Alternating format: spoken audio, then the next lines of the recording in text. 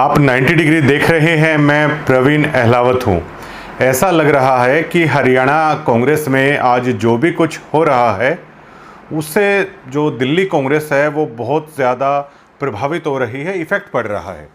और ये जो कुछ हो रहा है ये पॉजिटिव वे में आप इसे नहीं कह सकते, बल्कि जो कुछ हो रहा है वो फजीहत के तौर पर कांग्रेस के साथ हो रहा है।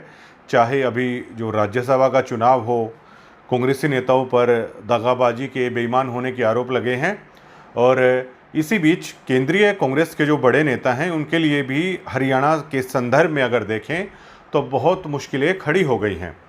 दिल्ली के नॉर्थ एवेन्यू थाने में 2 सांसदों समेत 6 लोगों पर एफआईआर दर्ज हो गई है। विभिन्न धाराओं में ये मामला है वो दर्ज किया गया है पुलिस की तरफ से। जो सुचित्रा हैं, जिनका मामला आपने अभी थोड़े दिन पहले काफ़ी सुर्खियां बटोरी थी, उन्होंने आरोप लगाए थे प्रियंका गांधी के पीए हैं उनके ऊपर भी, और जो केसी वेणुगोपाल हैं उनके ऊपर भी, एक दो अन्य और सांसद हैं उनके ऊपर भी। उन्होंने कहा था कि जो 2024 का हरियाणा का आम चुनाव हुआ था उसमें बावल से टिकट के नाम पर उनसे करोड़ों रुपए लिए गए, ऐंठे गए एक तरीके से, लेकिन बाद में वो शर्त पूरी नहीं की गई, उनकी बजाय किसी और को टिकट दे दी गई। उसके बाद उन्होंने वो पैसा वापस करने के लिए दबाव डाला, जो हर व्यक्ति है वो डालेगा अगर जो कमिटमेंट हुआ है वो कंप्लीट नहीं हुआ तो। उसके बाद सुचित्रा ने कहा था कि उन्हें कहा गया कि हरियाणा की जो महिला कांग्रेस है उसका अध्यक्ष उन्हें बनाया जाएगा, लेकिन वो चीज़ भी नहीं हुई। तो उसके बाद उन्होंने आहत होकर इस मामले में अब एफआईआर भी करा दी है। मीडिया में भी उन्होंने बहुत गंभीर आरोप है कांग्रेस पर लगाए थे, और वो अखबारों की सुर्खियां भी उस मामले ने है बटोरी थी। अब जबकि शिकायत इन्होंने दी गई है तो शिकायत उसमें कांग्रेस के जो महासचिव हैं केसी वेणुगोपाल, उनके पीए अनस अली, वो भी इसमें आरोपी बनाए गए हैं। और लोकसभा सांसद हैं कोडिकुनिल सुरेश, उनके बेटे उनके जो पीए हैं। सांसद प्रियंका गांधी के पीए हैं साहिब अहमद खान पर टिकट का भरोसा देकर तकरीबन 2 करोड़ 31 लाख रुपए का आरोप लगाया गया है। पुलिस ने जो धाराएं लगाई हैं वो 61(2) धोखाधड़ी की धारा ये है, 318 4 आपराधिक विश्वासघात की धारा, 316(2) लगाई है। मामले में एसआईटी भी है गठित की जा सकती है। और इसको लेकर जो सुचित्रा के पति हैं उन्होंने शिकायत दर्ज कराई है। गौरव ने कहा कि 1969 से उनका परिवार है कांग्रेस से जुड़ा हुआ है, और बहुत पारिवारिक संबंध रहे हैं उनके कांग्रेस के बड़े नेताओं के साथ में, लेकिन जिस तरीके से उनकी पत्नी को बावल से टिकट देने का भरोसा दिया गया था और धोखाधड़ी उनके साथ हुई है, इसको लेकर उन्होंने इसमें शिकायत दर्ज कराई है, और वो चाहते हैं कि जल्द से जल्द इस मामले में कड़ी कार्रवाई है वो होनी चाहिए। ये गौरव की तरफ से है बताया गया है। हालांकि अभी गौरव से जब बातचीत हुई तो उन्होंने कहा है कि एफआईआर की कॉपी हालांकि अभी तक उनको नहीं दी गई है, लेकिन ये मामला अब अखबारों में आ चुका है और ऑनलाइन भी वो धाराएं हैं वो शो कर रही है, मतलब मामला है वो दर्ज किया जा चुका है। इसमें जो अब इसमें इंटरेस्टिंग सबसे फैक्टर ये है कि कांग्रेस का जो करैक्टर अब निकल कर सामने आ रहा है ऊपर से नीचे तक, वो कहीं ना कहीं दागी नज़र आ रहा है। जो प्रदेश अध्यक्ष हैं राव नरेंद्र, उन्होंने कहा है कि ये बदले की भावना को लेकर ये सारी कार्रवाई की गई है, क्योंकि अभी केरल में चुनाव होने हैं और केसी वेणुगोपाल वहाँ पर पार्टी का बड़ा चेहरा है, तो इसलिए उनको शामिल किया गया है इस चीज़ में, ताकि जो केरल का चुनाव है उसको प्रभावित किया जा सके। लेकिन जो बचाव कर रहे हैं राव नरेंद्र केसी वेणुगोपाल का, उनको लेकर खुद इस तरह के आरोप हैं वो लगे पैसे के लेन देन को लेकर। और जब इन्हें हरियाणा में प्रदेश अध्यक्ष बनाया गया तो रामपाल माजरा और इनके बीच में जो खींचतान चल रही है, रामपाल माजरा जी ने जो केस दर्ज करवाया था वो उसने भी खूब तुल पकड़ा था। तो ऐसे में जिस पर पैसे लेने का आरोप लग रहा है उसके बचाव में भी बयान वही दे रहा है जिस पर भी पहले पैसे लेने का आरोप है वो लग चुका है और मामला भी चल रहा है। तो इससे समझा जा सकता है कि कांग्रेस अब किस तरीके से दागी लोगों से है उसके भरमार हो गई है। और केसी वेणुगोपाल का अब इसमें जिक्र जब आया है तो केसी वेणुगोपाल वही चेहरा हैं जिन्होंने हरियाणा का जो आम चुनाव हुआ था उसको बहुत हद तक, उनकी जो कार्यशैली रही है उसे बहुत हद तक वो प्रभावित किया है। ऐसा हम इसलिए कह रहे हैं क्योंकि बल्लभगढ़ से आपको याद होगा शारदा राठौड़ टिकट की मजबूत दावेदार थी, लेकिन उन्हें टिकट नहीं मिली। बहुत करीबी मार्जिन से वो निर्दलीय चुनाव लड़ी, करीबी मार्जिन से वो हारी।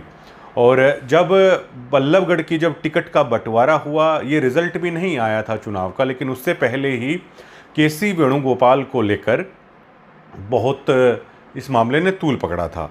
और शारदा राठौड़ ने अपनी एक चुनावी जनसभा के दौरान तो यहाँ तक कह दिया था कि जो बल्लभगढ़ की जो टिकट दी गई है उसमें चमड़ी और दमड़ी का बहुत खासा महत्व रहा है, यहाँ तक शारदा राठौड़ ने बता दिया था। और इसे केसी वेणुगोपाल से जोड़कर देखा जा रहा था, जो बल्लभगढ़ में जो सारा मामला हुआ था। और जो राजनीतिक जानकार हैं वो आसानी से इस बात को समझते हैं कि इस मामले ने बहुत तूल पकड़ा था। वरिष्ठ पत्रकार हैं अशोक वानखेड़े, उन्होंने केसी वेणुगोपाल को लेकर इस पर एक खास प्रोग्राम किया था और खुलकर केसी वेणुगोपाल की धज्जियां हैं अशोक वानखेड़े ने, तमाम तरह के आरोप हैं उन्होंने अपने प्रोग्राम में केसी वेणुगोपाल पर हैं वो लगाए थे।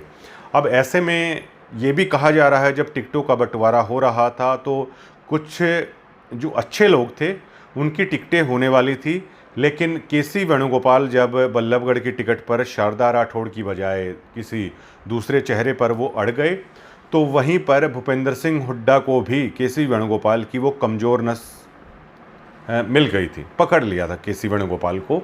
और हुड्डा साहब ने जब केसी वेणुगोपाल बल्लभगढ़ की टिकट पर जब अड़ गए तो पता चल गया था क्या कुछ चल रहा है, क्यों ऐसा हो रहा है, क्यों शारदा राठौड़ की टिकट है वो काटी जा रही है।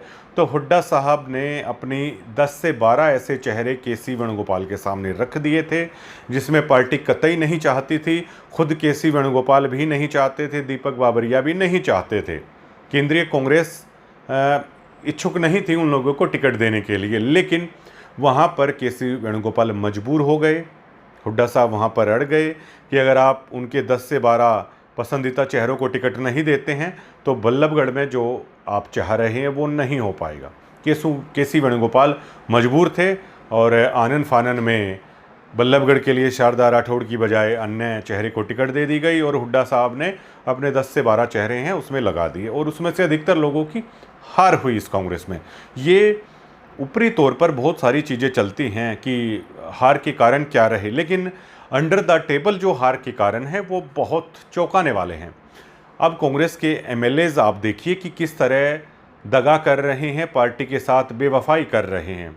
उन पर आरोप लग रहे हैं कि पैसे के लालच में उन्होंने अपना ईमान बेच दिया, क्रॉस वोटिंग है कर दी, लगभग हार गए थे कांग्रेस के उम्मीदवार हैं। लेकिन अब ये देखिए, आप उन एमएलएज की आंख में आंख डालकर आप कैसे बात कर पाएंगे जब आपके प्रदेश अध्यक्ष पर इस तरह के आरोप हैं, और जब ऊपर भी कांग्रेस के लोगों पर इस तरह के अगर आरोप लगेंगे तो आप सोच सकते हैं कि वो एक पूरा पार्टी में एक सिस्टम, एक स्ट्रक्चर ऐसा खड़ा हो जाता है जहां पर पैसे का बोलबाला हो जाता है। राव नरेंद्र कह रहे हैं कि कांग्रेस पार्टी में पैसों को लेकर इस तरह की चीज़ें नहीं होती, लेकिन ये सिर्फ मीडिया में छापने के लिए या अपने बचाव में कहने के लिए ठीक है। बाकी आम जनता जानती है कि चुनाव में किस तरीके की खरीद फरोख्त हैं वो टिकटों को लेकर वो चलते हैं, वो हर पार्टियों में चलते हैं। लेकिन कांग्रेस की ये लड़ाई है अब सड़कों तक निकलकर सामने आ रही है, ये बंद कमरे में ये चीज़ें नहीं हो रही हैं। ये बहुत दिक्कत है वो कांग्रेस के लिए खड़ी हो रही है और दिल्ली हरियाणा के अंदर ही समाई हुई है। अगर हरियाणा में कुछ होता है तो उसका सीधा असर है वो दिल्ली तक दिखाई देता है। जो प्रियंका गांधी के पीए हैं उन तक का नाम इसमें आ रहा है। गौरव ने कहा है 2 अन्य सांसद हैं, उनको भी करोड़ों रुपए दिए, लेकिन उन्होंने कहा है कि वो आपका पैसा वो लौटा देंगे, खुलकर उन्होंने ये बात है वो कही है। अब देखिए कि जब ये कह रहे हैं कि बहुत पुराने कांग्रेसी हैं और बात यहाँ तक आ चुकी है तो आप समझ सकते हैं कि कांग्रेस पर अब नेताओं को भरोसा नहीं रहा है। बहुत सारे नेता ऐसे होते हैं जिनके पास आम जनता के पैसे अटके हुए होते हैं, लेकिन ना तो वो आम व्यक्ति बताता है और ना वो जो नेता हैं उनको वो पैसा लौटाते हैं, बल्कि ये कह देते हैं कि अगले चुनाव में आगे कभी सरकार आती है तो आप काम करा लीजिएगा। लोग भी शांति कर लेते हैं, ये होता है। हर विधानसभा में ऐसे भी लोग होंगे जिनका पैसा किसी नेता के पास होता है, वो बोलते नहीं हैं ज़्यादा। लेकिन अगर कोई सरेआम अगर आकर ये कहने लग जाए तो उससे आप पार्टी की स्थिति को समझ सकते हैं कि अब कांग्रेस के दिन हैं वो लदते जा रहे हैं। अब ये सीधा सीधा राहुल गांधी पर बहुत प्रेशर है वो इन चीज़ों का आ रहा है। ये आरोप केवल केसी वेणुगोपाल पर नहीं लगे हैं, प्रियंका गांधी तक के पीए का नाम इसमें आया है। हालांकि देखिए, हम ये नहीं कहते कि इसमें प्रियंका गांधी ने खुद पैसा मंगाया है, बल्कि जो उनसे जुड़े हुए कई बार कुछ पीए होते हैं या उनके ऑफिस में काम करने वाले होते हैं, तो ये लोग कई बार मुलाकात करवा देते हैं बड़े नेताओं से, जो करीब रहते हैं वो लोग। बड़े नेताओं को ये पता नहीं चलता कि ये मुलाकात के क्या इन्होंने पैसे लिए हैं या नहीं लिए हैं, लेकिन जो पीए हुए या अन्य कोई ऑफिस में काम करते हैं इनके, वो ऐसा करते हैं और एवज में कोई त्योहारों पर कोई गिफ्ट हुआ या कुछ नगद पैसा है इस तरह का ले लिया जाता है। ये बड़े नेताओं की कोठी में ऐसा होता है, ये राजनीति में चलता है। तो ऐसा हो सकता है कि जो प्रियंका गांधी के पीए का नाम आ रहा है, प्रियंका गांधी को ये बात तक ना पता हो, वरना प्रियंका गांधी को क्या मतलब है कि कुछ लाख रुपए लेकर वो हरियाणा में किसी टिकट को डिसाइड करेंगे, जबकि वो चाहें तो हर टिकट को डिसाइड कर सकते हैं, या आपने किसी भी अन्य चेहरे को है वो कहीं से भी एडजस्ट है वो कर सकते हैं।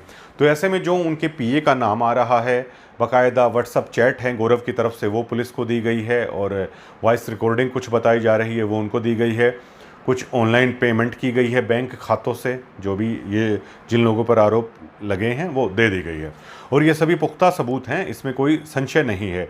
और जल्द ही इसको लेकर अब दिल्ली पुलिस है वो केंद्र के हाथों में होती है, केंद्र में बीजेपी की सरकार है, तो जाहिर तौर पर इसमें शिकंजा है वो कसा जाएगा। और कई बार ऐसा होता है, देखिए पॉलिटिक्स में, कि कुछ चीज़ें, कुछ फाइलें ऐसी होती हैं जिन्हें दबा लिया जाता है और समय आने पर है उन्हें निकाला जाता है। अब राव नरेंद्र कई लोगों का नाम है, लेकिन राव नरेंद्र ने बचाव में क्या कहा कि केरल में चुनाव है तो इसलिए केसी वेणुगोपाल को इस एलिट में, इस क्लब में है वो शामिल किया गया। तो जाहिर तौर पर फिलहाल के लिए हो सकता है कि केसी वेणुगोपाल पर सबसे ज़्यादा शिकंजा है वो कसा जा सकता है। ये फाइलें अक्सर हैं वो नीचे दबा दी जाती हैं, समय आने पर इन्हें निकाला जाता है। जैसे कहावत है कि राजनीति में जो मुद्दा होता है उसको कभी गाड़ा नहीं जाता, बल्कि छिपाया जाता है कुछ समय के लिए, और जो सही माकूल वक्त जब आता है तो उसको वहाँ से निकाल लिया जाता है, और लोग सोचते हैं कि इसको बिल्कुल दबा दिया गया था। ऐसा नहीं होता है राजनीति में।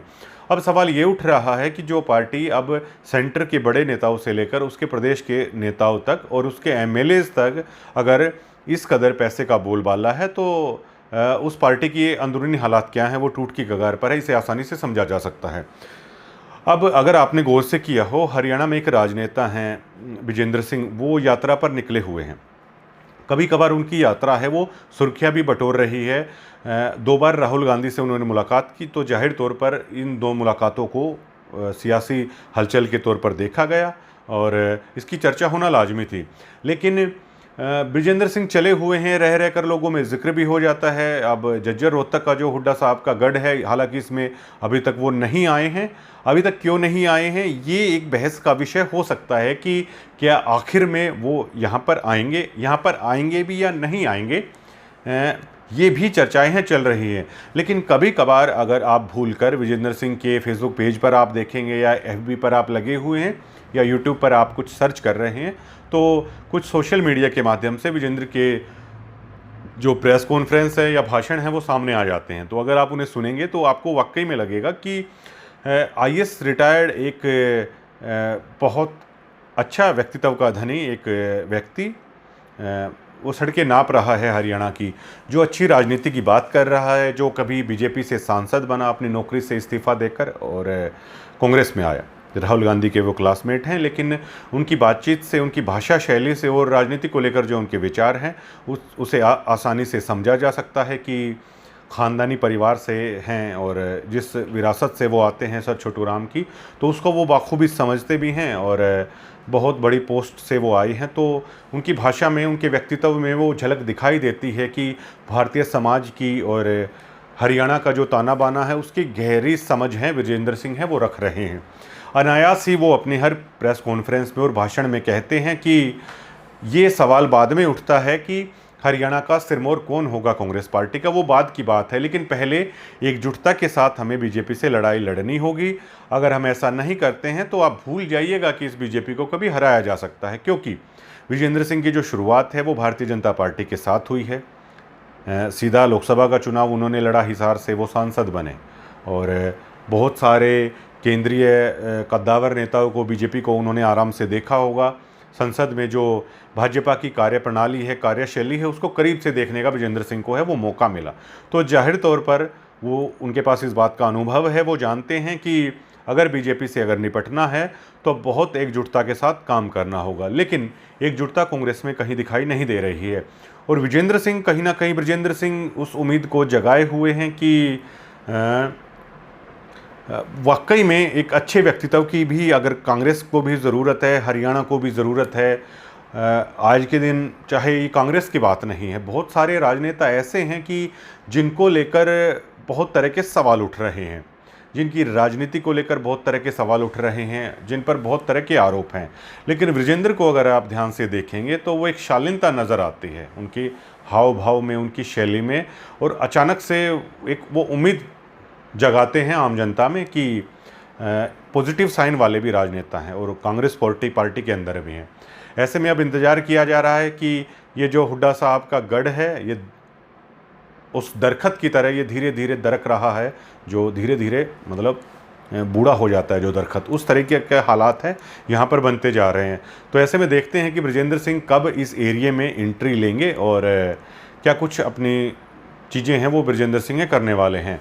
और लेकिन उन्हें अच्छा लगता है देखकर, अगर आप भी उन्हें सुनेंगे तो आपको लगेगा कि एक पढ़ा लिखा राजनेता है जिसे भारतीय समाज की, हरियाणा के ताने बाने की बहुत अच्छी समझ है, जो एक शुद्ध राजनीति करना चाहता है। और वैसे भी ब्रजेंद्र सिंह उस परिवार से आते हैं जिन पर कोई बड़ा पैसे का इस तरह का कोई आरोप नहीं है। ब्रजेंद्र सिंह जब जॉब में थे वो तो खुलकर कई मीडिया इंटरव्यूज़ में कहते हैं कि कई बार बहुत ज़्यादा पैसों का ऑफर आता है, लेकिन हमने परिवार से कभी इस तरह की चीज़ें सीखी नहीं है। तो उनका भी इंतज़ार है, वो होने वाला है।